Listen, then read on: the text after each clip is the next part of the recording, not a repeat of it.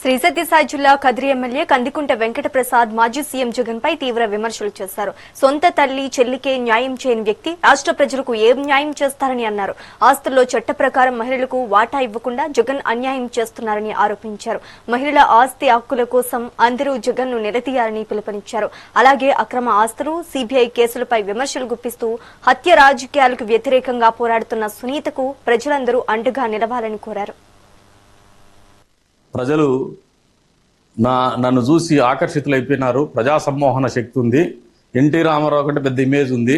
అందుకనే చారిత్రాత్మకమైనటువంటి తీర్పు ఇచ్చినారన్నారు. ఆ రోజులు కూడా ఈవీఎంలే 11 సీట్లకు పడిపోతేనే ఈవీఎంలు అంటాడు.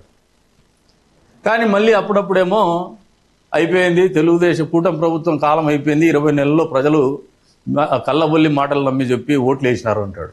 ఓసారి ప్రజలు ఓట్లు వేసినాడు అంటావు, ఓసారి ఈవీఎంలు అంటావు. ఇంతకు యాది కరెక్ట్ నువ్వే చెప్పా స్వామి. నువ్వు ఈవీఎంలతో ఓడిపోయినావా? ప్రజలు ఓట్లు చంద్రబాబు నాయుడు చెప్పిన మాటలు చెప్పి ఓట్లు వేసింటే ఓడిపోయినావు. ఓ క్లారిటీ చెప్పు పోనీ. అంటే నీ నోట్లో అబద్ధాలు తప్పితే నిజాలు రావు. గోబెల్స్ క్యాంపెయిన్ తప్పితే వాస్తవాలు మీకు జీర్ణించుకోరు, మీరు చెప్పరు, తెలిసినా మాట్లాడరు.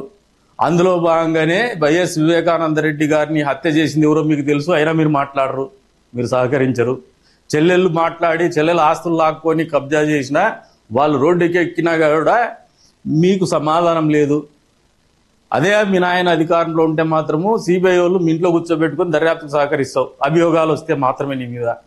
ఈ రోజున నీ చెల్లెళ్ళు అభియోగాలు చేస్తున్నారు. సొంత మీ బాబాయ్ గురించి అభియోగాలు చేస్తుంటే కూడా సహకరించాలనే ఆలోచన లేకపోగా బెదిరిస్తా అన్నారు. నోరేసుకొని పడిపోతాన్నారు.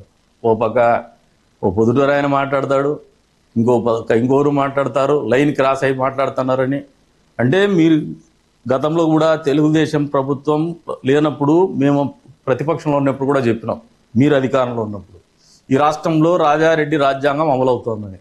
మీరు బలంగా నమ్మేది ఇప్పటికి కూడా రాజారెడ్డి రాజ్యాంగమే. మీకు ప్రజాస్వామ్యం మీద కానీ డాక్టర్ బిఆర్ అంబేద్కర్ రాసినటువంటి భారత రాజ్యాంగం మీద కానీ మీకు నమ్మకం లేదు. ప్రజలు నన్ను చూసి ఆకర్షితులైపోయినారు.